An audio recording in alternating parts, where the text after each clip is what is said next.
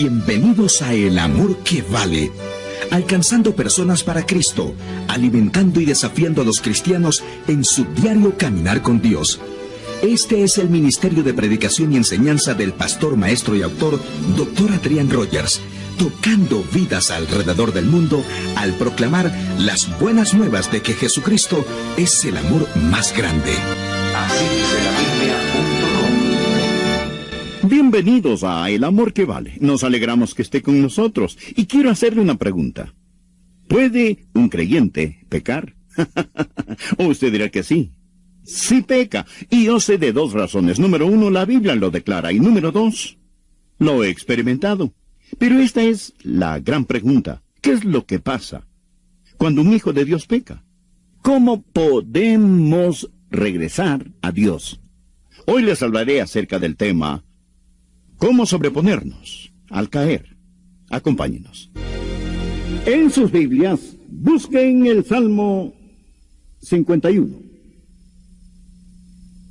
Y mientras buscan, puedo decirles que el diablo hace lo siguiente. El diablo nos tienta a pecar y nos dice que nadie se va a enterar.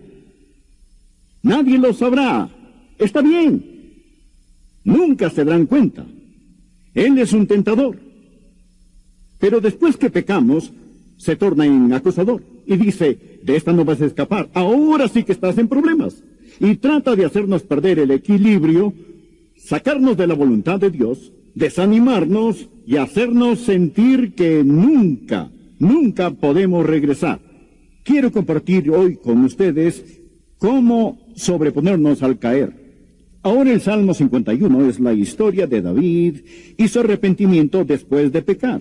Ustedes saben que David cometió el pecado de adulterio y para encubrirlo cometió el pecado de homicidio no involuntario, sino más bien a sangre fría. Pero este salmo es el de un penitente, porque David no solo fue un gran pecador, sino también un gran arrepentido. Por eso me gusta este Salmo 51. Hay tres cosas básicas en que debemos pensar. La primera cosa es esta: la capacidad de pecado en el santo. El santo que peca. Déjeme decirlo otra vez. La capacidad de pecado en el santo. Lo que quiero decir es que todos tenemos la capacidad de pecar. Cuando fuimos salvados, eso no significó perder la capacidad de pecar. A menudo, el pecado en el santo es una oportunidad inesperada y una debilidad imperceptible. Y al combinar esas dos cosas, caemos en pecado. Y la Biblia dice, si decimos no tener pecado, nos engañamos a nosotros mismos. Y la verdad no está en nosotros. Ahora, ya les he dicho que cuando un hijo de Dios peca, si en verdad es hijo de Dios, no por eso perderá su salvación. Pero eso no significa que puede pecar con impunidad. Tan cierto como que al meter la mano en el fuego se van a quemar, si van a pecar, van a sufrir. Años atrás leí sobre un exboxeador que fue salvo y sentía que Dios le llamaba a predicar, pero en realidad nadie quería darle el púlpito, así que se puso un pequeño púlpito en la esquina de una calle en West Madison, en Chicago, y ahí predicaba. Y tenía su congregación que venía, pero también venían sus detractores. Y le tiraban huevos, y le tiraban vegetales podridos y frutas. Tenía una pequeña bandera nacional en este lado y la bandera cristiana al otro. Y había un policía que vigilaba que la situación no terminara en una revuelta, porque este boxeador era salvo, pero no era todo un santo. En medio de toda esta situación, había también un hombre, un pseudo intelectual y cínico, a quien le encantaba venir y molestar al exboxeador y tratar de confundirlo. Y ellos tenían sus pequeñas discusiones que generaban mucho más calor que luz. Pero un día este exboxeador, este expugilista estaba listo. Dijo, tú dices que la Biblia no es verdad. Y el otro dijo, así es pura mentira. Le dijo, bueno, si puedo probar que al menos un versículo en la Biblia es verdad, ¿pedirías perdón? El hombre dijo, sí. Dicho eso, el exboxeador saca la mano y agarra la nariz de este hombre tan bruscamente que empieza a salir sangre de la nariz. Luego se enderezó, abrió su Biblia, Proverbios capítulo 30, versículo 33, y leyó, el que recio se suena las narices, sacará sangre. Y dijo, tienes que admitir que es verdad. Quiero que me pidas perdón. Y añadió, todo el versículo lee, el que bate la leche sacará mantequilla, y el que recio se suena las narices sacará sangre. Y hoy les quiero decir que tal como se saca mantequilla al batir la leche y sale sangre al maltratar la nariz, si van a pecar, van a sufrir. Que nadie piense que la seguridad eterna del creyente es una oportunidad para estar en pecado. No es así. Si van a pecar, van a sufrir, sea si son salvos o estén perdidos. Ahora, sigamos, no solo hay la capacidad de pecado, sino las consecuencias del pecado. ¿Qué pasa cuando un cristiano peca? Quiero mencionar varias cosas. Vean el Salmo 51. David dice, ten piedad de mí, oh Dios, conforme a tu misericordia, conforme a la multitud de tus piedades, borra mis rebeliones. Lávame más y más de mi maldad y límpiame de mi pecado. La primera cosa que el pecado hace en la vida del cristiano, la primera consecuencia es que mancha el alma. Mancha el alma. David dice, lávame, límpiame. ¿Por qué pidió David eso? Se sentía sucio. No sucio físicamente. Era el rey. Se bañaba en su bañera de mármol. Dormía sobre sábanas de seda. Se vestía como un rey. Pero se sentía sucio, hecho un asco, mugriento. ¿Sabe que esa es una forma de saber si son salvos? No si pueden pecar o no, pero ¿su pecado le hace sentir sucio? Es que hay una diferencia entre un hijo de Dios y un hijo del diablo. El hijo del diablo peca y no le molesta. Puede usar el nombre de Dios en vano y al arrepentirlo dirá, ¿qué dije? ¿O qué hay de malo en eso? ¿No le molesta el pecado? Hay una diferencia entre un hijo de Dios y un hijo de Satanás. Es como un cerdo en el lodo. Y ustedes saben que ningún cerdo se ha sentido sucio. Ningún cerdo ha dicho, ay de mí que estoy sucio. Una oveja que cae en el lodo quiere salir, pero el cerdo se queda ahí porque es su naturaleza. No se siente sucio. La diferencia entre un hijo de Dios y un hijo del diablo es esta. Cuando el hijo de Dios cae en pecado, lo detesta. El hijo del diablo corre al pecado y le encanta. David pecó, pero se sentía sucio, mugriento. Dijo, oh Dios, lávame, límpiame. Acérquense, les quiero decir algo. Si pueden pecar y ese pecado no les moleste en nada, dudo que jamás han sido salvos. Dudo que tengan el Espíritu Santo viviendo en ustedes. Esa es la primera consecuencia. La segunda cosa que hace el pecado no solo mancha el alma, sino que satura la mente. Fíjense el versículo 3. Porque yo reconozco mis rebeliones, y mi pecado está siempre delante de mí. Siempre delante de mí. Noche y día, día y noche. Lo que David hizo resonaba en su alma y en toda su conciencia. No podía olvidarlo. Estaba ahí. Es una marca indeleble. Es una herida en su alma. Satura su mente. Y si pueden pecar y olvidar ese pecado, dudo que jamás han sido salvos. Porque el Espíritu Santo les va a recordar de ese pecado. David dice, mi pecado está siempre delante de mí. ¿Significa, Pastor Rogers, que si peco las 24 horas estaré pensando en eso? Quizá no conscientemente, pero sí subconscientemente. Si no lo deja entrar por la puerta, dará vuelta a la casa y entrará por la ventana. Y lo verá como una jaqueca. Lo verá al no poder concentrarse. Lo verá como un humor insoportable. Lo verá al no poder orar. lo va a ver en otras formas. No digo que si tienen jaqueca es porque han pecado, pero hay gente que la tiene porque sí han pecado. Su pecado está delante de ellos. Está ahí. Satura la mente. Hay dos tipos de heridas que puede sufrir el alma humana. Una es culpa y la otra es dolor.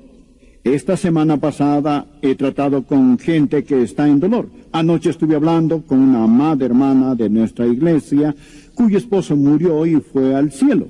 Su corazón está herido por el dolor, pero no por la culpa. El dolor es una herida limpia, y como es una herida limpia, sanará. Es una herida abierta, profunda, duele, pero sanará, porque es una herida limpia. La culpa es una herida sucia. Está infectada, inflamada y contaminada y nunca sanará hasta ser limpiada. ¿Qué hace el pecado? Mancha el alma, satura la mente y la tercera consecuencia es esta: quema la conciencia. En el versículo 4, contra ti solo he pecado y he hecho lo malo delante de tus ojos. David está consciente de su error. David no está clamando contra el castigo, está clamando contra el pecado. Dice: Dios mío, he pecado contra ti. Algunos dirán: David pecó contra su reino, cierto. Dirán: David pecó contra su familia, cierto. O dirán: David pecó contra su cuerpo, cierto. David pecó contra su esposa, cierto. David pecó contra sus hijos, sí, es cierto. Pero no es eso lo que más le molestaba a David. David era un hijo de Dios y dijo: Dios, contra ti solo he pecado. Y David entendía lo que es el pecado. Es insultar al Dios Santo, al Dios que lo amaba, al Dios que lo redimió. Ahora pongan atención. Si lo único que temen es el castigo de su pecado, dudo que son salvos. Si son hijos de Dios, al pecar, no pecan. No lloran porque van a ser castigados. Lloran porque han deshonrado a su Dios. Contra ti solo he pecado y he hecho lo malo delante de tus ojos. Oh Dios, estoy avergonzado, he pecado contra ti. No solo Dios, rompí tu ley, rompí tu corazón. Y esa es la diferencia entre un esclavo y un hijo. Un esclavo, al desobedecer, teme el látigo de su dueño.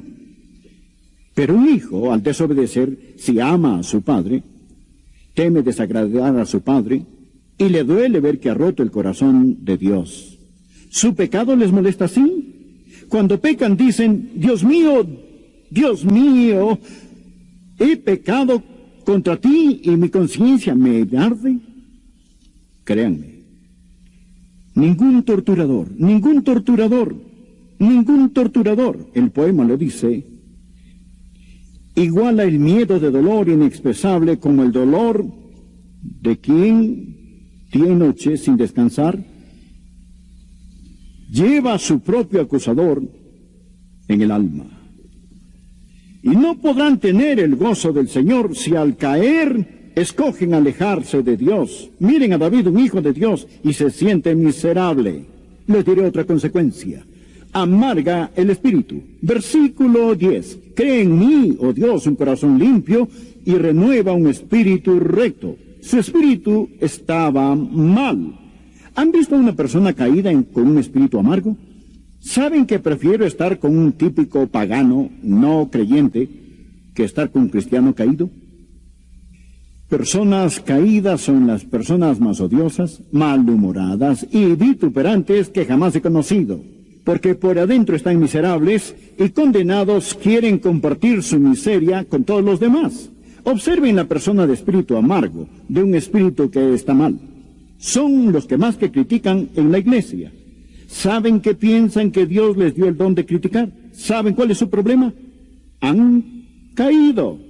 Si alguien tiene un estómago amargo, no hay plato que le apetezca. Y ellos ven algo mal en todo y con todo. Miren el ejemplo. David cometió adulterio y tratando de encubrirlo, cometió el pecado de homicidio. El profeta Natán vino a hablar con él, y no era para hablar sobre clima o política. Vino a hablar sobre el pecado de David, y le contó la historia de un hombre que tenía una pequeña cordera que era como su propia hija. Comía con él, un hombre pobre, y vivía al lado de un hombre muy rico. Este hombre tenía miles de rebaños y manadas. Y un día el hombre rico tuvo visitas, y se robó la corderita del hombre pobre, la mató, cocinó y la sirvió a sus visitas. Y dijo: David, tú eres el rey, ¿qué deberíamos hacer con el hombre que hizo esto? David estaba furioso, se paró de su trono. Ya lo veo con su puño alzado, gritando en su enojo: el hombre que ha hecho eso pagará 4 veces más. Y el profeta Natán dice: pero tú eres el hombre, tú eres el hombre. Fuiste tú, David. Te has sentenciado en tu propia corte. Era una analogía. La corderita era Betsabé, la que David robó, y lo que sucedió fue esto. David fue rápido al juzgar al hombre que había robado la oveja. Él robó la vida de un hombre. David juzgó al hombre que mató a un animal, pero él mató a un ser humano. Y aún así, que pronto fue para juzgar a otro. Encontrarán que personas caídas son expertas en juzgar a otros por pecados menores a los que hay en sus propias vidas. Son quienes tratan de sacar la suciedad de los ojos de otros cuando hay vigas en los suyos. Ellos tienen un espíritu amargo. ¿Acaso hay alguien aquí de espíritu amargo? Ahora se convertirán a ti. Líbrame de homicidios, oh Dios, Dios de mi salvación, y mi lengua cantará alto tu justicia. Oh Señor, abre mis labios, y publicará mi boca tu alabanza.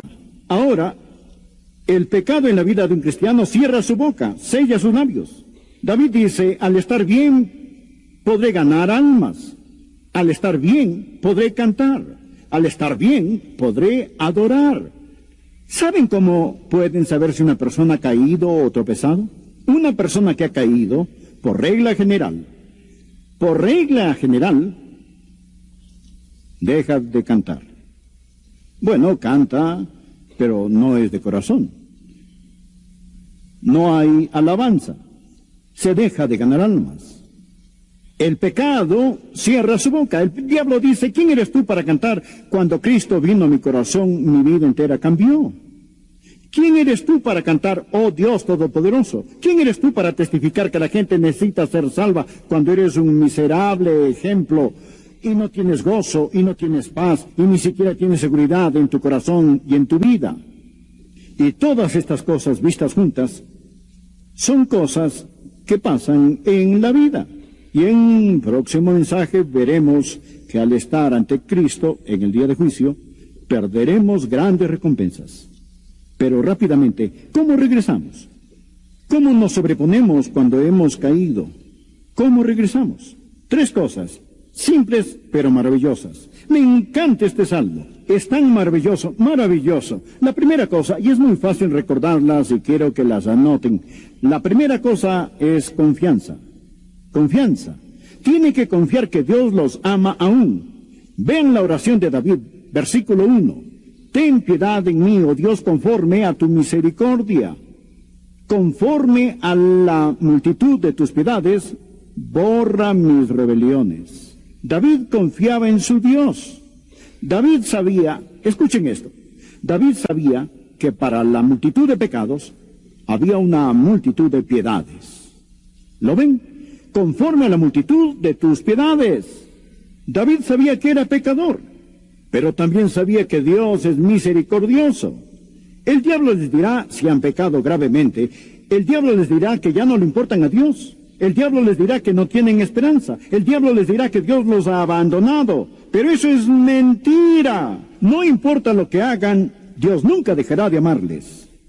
Amigos, recuérdenlo. Recuérdenlo, no le hagan caso al diablo. David confiaba en Dios y Dios les ama a ustedes hoy.